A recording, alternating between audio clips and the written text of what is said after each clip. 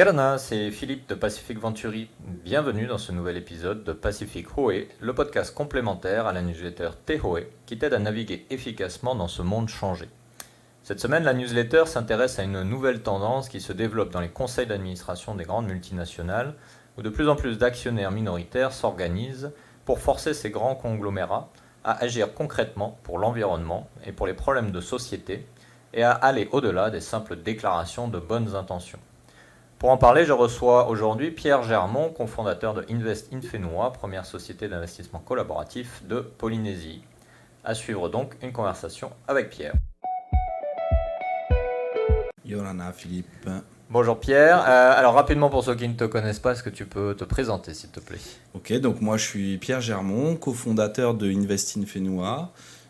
J'ai 35 ans. Invest in Fenua, c'est une société d'investissement participatif que nous avons créée avec le deuxième cofondateur, qui est Nicolas Laurent. Je suis donc maintenant chef d'entreprise depuis 2 ans. Et effectivement, on évolue dans un nouveau monde qui change sans arrêt avec de nouvelles problématiques et de nouvelles perspectives aussi. Ok.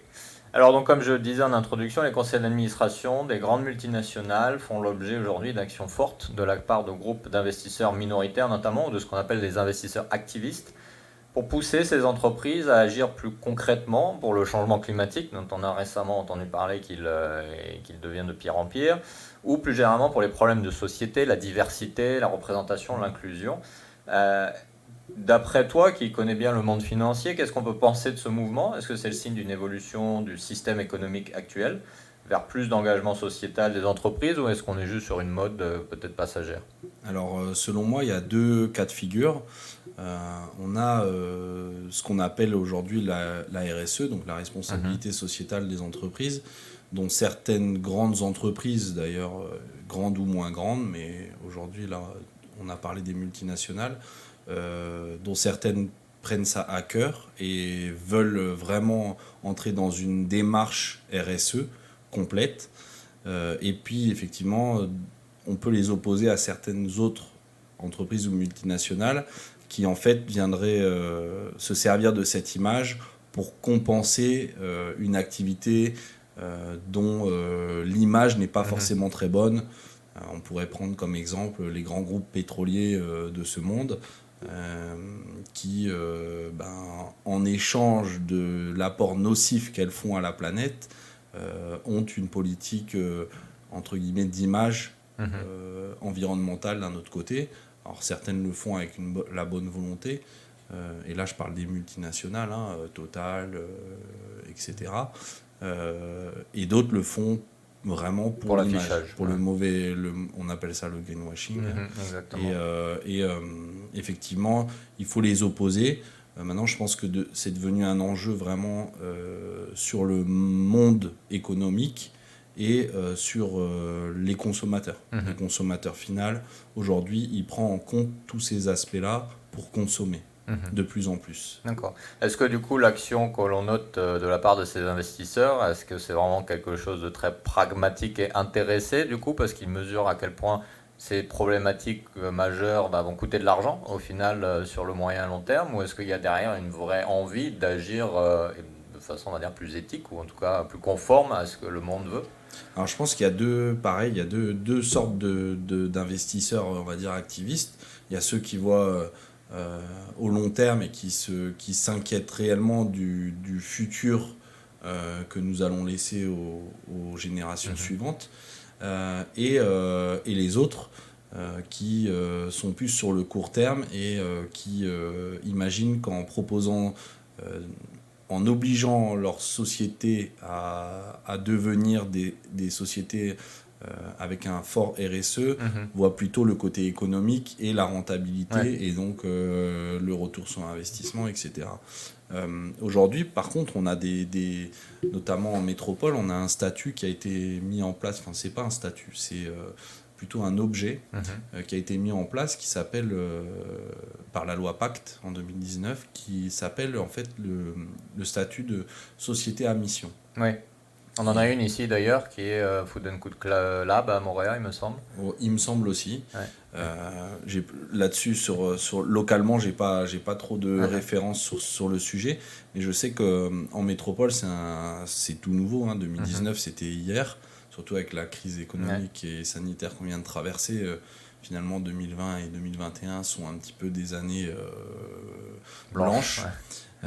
Et en fait, ces sociétés-là, et notamment, il y a une des plus grandes sociétés métropolitaines qui s'appelle Danone, qui a passé son statut en société à mission.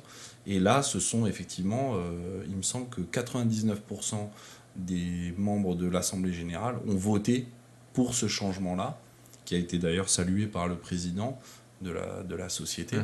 Et là, par contre, on rentre vraiment dans une démarche RSE, mais pas seulement environnementale, on parle sociétal au sens large du terme. Et il y a plusieurs critères pour devenir société à mission d'ailleurs. D'accord, donc il y a une vraie sincérité dans la démarche quand même, malgré exactement, tout. exactement. Alors tu parlais tout à l'heure de greenwashing, qui est effectivement une tendance très connue depuis 15-20 ans, des grandes entreprises pour se faire passer pour vertes ou écolo ou responsables. Il y a une autre tendance qu'on a notée depuis quelques années, c'est l'apparition d'outils d'investissement que l'on dit éthiques, mais qui sont, a priori, selon les dernières études, de plus en plus considérés comme ayant un impact trop réduit pour être efficaces, puisque finalement, ils limitent les entreprises dans lesquelles ils investissent, qui du coup n'ont pas l'effet levier pour véritablement générer un changement systémique. Donc est-ce qu'on peut vraiment penser que les entreprises, et notamment les multinationales dont on parle, peuvent être malgré tout des acteurs positifs des grandes causes de notre époque? Et tu parlais de Danone, mais du coup les autres, est-ce qu'il y a vraiment la possibilité de mixer, on va dire, le capitalisme pour caricaturer un peu, et la création d'un monde plus responsable, plus égalitaire, plus à même de faire face à nos challenges existentiels? Ouais, alors effectivement, il y a ce problème de greenwashing avec des entreprises qui vont forcément profiter de la mode et de l'effet de levier que ça a sur leur propre économie en interne. Mais je pense qu'effectivement, le monde va changer et que les entreprises vont devoir obligatoirement se mettre à la page et au niveau des autres qui ont déjà commencé cette transformation. Tout à l'heure, j'avais l'exemple de Total qui s'est un petit peu transformé en Total Énergie. Oui. Et du coup, on va s'apercevoir que les entreprises qui vont opérer un changement vraiment radical, mais réel, c'est-à-dire qu'on peut continuer à vendre du pétrole, c'est le cas de Total, tout en se servant des bénéfices du pétrole pour migrer vers d'autres solutions. Et leur objectif d'ailleurs, c'est de passer en full énergie renouvelable, je crois à horizon 2030 ou 2035. Oui, c'est tôt quand même. Voilà, c'est assez tôt, ouais, ça leur laisse une dizaine d'années pour se renverser. Et ces entreprises-là vont bénéficier réellement de l'image RSE. Et là, on s'aperçoit que ce n'est pas forcément du greenwashing parce qu'il y a un abandon d'une solution passée, polluante, pas forcément très bonne pour la société. Mais rentable pour le coup, pour l'entreprise. Très rentable, encore. Mais qui à terme va s'épuiser, va devenir de moins en moins rentable et surtout va avoir une image de moins en moins populaire face aux nouvelles énergies renouvelables qui sont de plus en plus efficaces. Ouais. Donc effectivement, il y a la recherche d'efficacité économique. D'ailleurs, les sociétés à mission dont on parlait juste avant n'ont pas pour vocation à ne plus être rentables. Au contraire, elles gardent leur côté lucratif et économique, mais elles incluent dedans des points sociétaux, l'économie circulaire, la protection de l'environnement.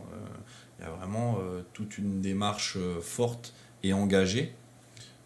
Et ça devrait répondre aux futures exigences des consommateurs. D'accord. Parce que tous les consommateurs commencent à avoir cette vision du monde où on doit changer son mode de consommation, avoir une consommation moins forte, plus engagée, plus circulaire, plus locale pour les circuits courts, pour éviter forcément le transport de marchandises d'un bout à l'autre de la planète. Et du coup, ça permet aussi de pouvoir imposer peut-être des prix un petit peu plus forts aux consommateurs, mais en étant responsable. Puisqu'on le voit aussi, par exemple, à Tahiti, les produits locaux, souvent, coûtent un petit peu plus cher que les produits importés, enfin certains produits importés. Mais ça favorise l'économie locale. Donc, les consommateurs sont prêts à payer un petit peu plus cher pour pouvoir participer à ce monde-là, quoi. Donc finalement, on peut considérer que ce qu'on appelait avant les externalités, qui sortaient du coup de l'analyse financière, sont devenues des internalités et intègrent les calculs de coûts, de rentabilité, les stratégies de développement. Aujourd'hui, quand on fait un investissement, donc dit responsable, et les plateformes ou les grands groupes financiers qui proposent des investissements responsables, continuent à avoir des critères financiers, donc rentabilité, des ratios économiques, financiers, mais proposent des critères extra-financiers. Des critères extra-financiers comme l'inclusion des populations dans telle ou telle activité, le fair trade, la protection de l'environnement, l'embauche, on va dire, éthique, et les pratiques éthiques et responsables. Donc ces critères extra-financiers viennent en fait se cumuler aux critères financiers et permettent à l'investisseur de faire son choix parmi un panel. Aujourd'hui, on n'a pas encore de grosses migrations on va dire boursières vers ces critères extra-financiers. Par exemple, dans les investissements du CAC 40, aujourd'hui, de mémoire, on n'a pas de critères extra-financiers très forts lorsqu'on investit sur telle ou telle action. Par contre, par exemple, Danone, on voit que la société est passée en société à mission. Donc, on sait que quand j'achète une action Danone, je participe à une société qui a pour but plusieurs objectifs. Et pas que la rentabilité à court terme. Exactement. Alors, tu parlais des consommateurs locaux. Localement, on le sait, on n'a pas de marché financier, donc on n'a pas d'investisseurs grand public dans le sens où nos entreprises n'étant pas cotées, moi ou n'importe qui dans le public ne peut pas investir directement dans les entreprises locales.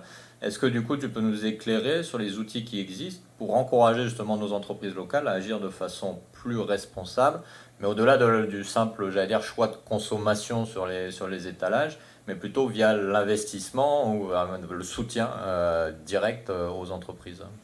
Alors aujourd'hui, localement, il n'existe pas forcément d'outils très forts pour engager les entreprises vers cette politique RSE et notamment pour trouver des investisseurs qui aimeraient investir dans une économie responsable. Donc tout à l'heure, on parlait de la société que nous avons créée qui s'appelle Invest in Fenua. Nous, on a pour but de proposer des investissements responsables, en tout cas responsables sociétalement parlant. Par exemple, aujourd'hui, si je suis un investisseur privé, grand public, ça peut être n'importe quelle personne de Polynésie, salarié, professeur, fonctionnaire, peu importe. Mon seul choix pour investir, c'est effectivement de sortir du marché polynésien et d'aller chercher des produits métropolitains, américains, australiens, sur les bourses étrangères. Et si je veux faire l'investissement responsable, effectivement, je peux. J'ai le choix de le faire. Sur le marché local, aujourd'hui, la seule solution, la seule plateforme qui le propose, c'est Invest in Fenua. Nous, nous ne sommes pas un marché financier à proprement parler. Nous allons chercher des entreprises locales qui ont des objectifs de développement. Alors, pas forcément en relation avec l'environnement ou avec le RSE directement, la responsabilité sociétale des entreprises. Mais nous, quand on fait nos critères de choix, on met ces critères-là en avant. C'est-à-dire qu'on a forcément les ratios financiers et économiques, mais quand notre comité stratégique d'investissement, quand il regarde un dossier, il regarde les critères extra-financiers. Quel va être l'impact sur l'emploi local, sur l'économie circulaire, sur l'environnement. Est-ce que l'activité que nous allons développer est polluante ou non polluante? Est-ce qu'elle est génératrice de bénéfices pour la société, dans le service ou dans les produits de consommation? C'est aujourd'hui, nous, une des solutions qu'on apporte. Alors, effectivement, on n'a pas de marché financier ouvert et régulé, mais on a le choix d'investir dans les entreprises locales quand même, à travers notre solution. Et effectivement, par contre, nous n'avons pas des opérations continues. On n'est pas un marché régulé qui permet d'investir à tout moment. Ouais. Donc, la solution, elle viendrait d'un marché financier. Peut-être qu'à terme, il y en aura un localement. C'est possible. Mais en attendant, je pense que les consommateurs et investisseurs, qui sont aujourd'hui qui ont ces deux facettes, peuvent quand même commencer à réfléchir à ces problématiques-là et à réorganiser un petit peu leur patrimoine, parce que le RSE, c'est pas seulement l'environnement et la protection de la planète, c'est aussi l'emploi local, l'économie circulaire, etc. Ouais, effectivement, la lutte contre les inégalités. Voilà. D'accord. Alors du coup, ce ne sera pas une dernière question, mais peut-être un dernier message que tu vas me confirmer ou pas, mais on a tous envie de changer le monde et de le rendre meilleur, de lutter contre le changement climatique, etc. Mais souvent, on a tendance à opposer le système économique libéral, capitaliste, etc. et la nécessaire protection de l'environnement. Et on voit que depuis des années, malheureusement, ça ne produit pas forcément beaucoup de résultats. Du coup, est-ce que le message qu'on devrait laisser à nos auditeurs aujourd'hui, ce ne serait pas de se dire qu'il va falloir se réconcilier avec le système économique actuel pour l'accompagner, le prendre par la main, et que si chacun individuellement se décide à devenir des investisseurs responsables au travers de ton outil ou d'autres marchés financiers, on aura peut-être plus de chances de changer le monde efficacement?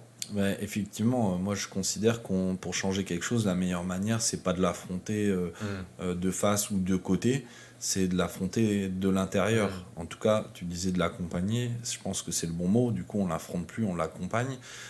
Si on veut réellement changer le monde à sa manière, chacun à notre échelle, il faut bien commencer par quelque part, et effectivement, de l'intérieur, ça semble être la meilleure manière.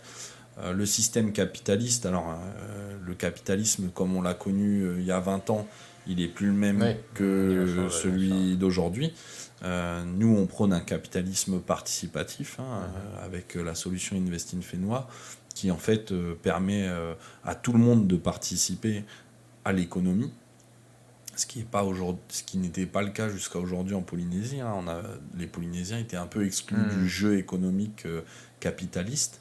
Le capitalisme, c'est pas forcément un gros mot. Non. Et la rentabilité économique non plus, parce que sans rentabilité économique, par définition, il n'y a pas d'économie. Voilà, il n'y a pas de développement. Maintenant, on peut le faire raisonnablement, on peut le faire proprement. Nous, on a pris le parti de le faire comme ça. On aurait pu aussi le faire moins proprement, comme le font certains gros fonds d'investissement et qui investissent dans des projets, peu importe les répercussions sociétales, environnementales. Mais effectivement, le changer de l'intérieur, c'est vraiment important. Et investir dans des produits auxquels on croit. Donc le produit, on parle de sous-jacent, c'est-à-dire le projet final, c'est important. Et nous, effectivement, c'est ce qu'on propose. Quand on a proposé un investissement dans la société Viti, on a fait adhérer les investisseurs au projet Viti. Et Viti s'est engagé à respecter plusieurs critères extra-financiers qui étaient importants pour nos investisseurs. Aujourd'hui, on va rester dans ce monde capitaliste, on ne va pas passer du jour au lendemain à un autre monde, mais peut-être qu'on va évoluer vers plus, comme je le disais, de capitalisme participatif. Et je pense que c'est important pour les entreprises locales d'inclure la population, mais ça pourrait commencer par les salariés, par exemple. Oui. Moi, pour l'instant, je connais pas d'entreprise, alors à part certaines grosses entreprises filiales de boîtes françaises et une ou deux locales, je ne connais pas d'entreprise dont les salariés sont aussi actionnaires. Peut-être que c'est quelque chose, c'est la première étape par laquelle il faudra passer, parce que forcément les salariés sont les premiers consommateurs et pourraient être les premiers investisseurs. Ouais, effectivement. Donc changer le monde, oui, à son échelle, petit à petit, et permettre aux entreprises, en tout cas, de pouvoir aussi, en investissant dans l'économie réelle, on peut aussi permettre aux entreprises d'effectuer ce changement. Parce qu'une petite PME locale qui n'a pas forcément les mêmes moyens dont on parlait tout à l'heure de Danone ou Total, de se retourner en fait, d'avoir cette politique de changement qui coûte quand même beaucoup d'argent, c'est pas forcément évident. Et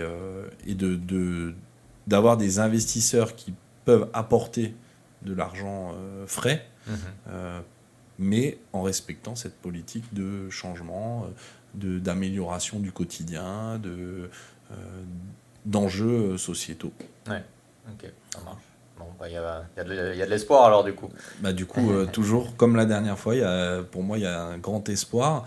On a tous les clés, les clés en main maintenant. Chacun est libre d'investir où il veut et comme il veut.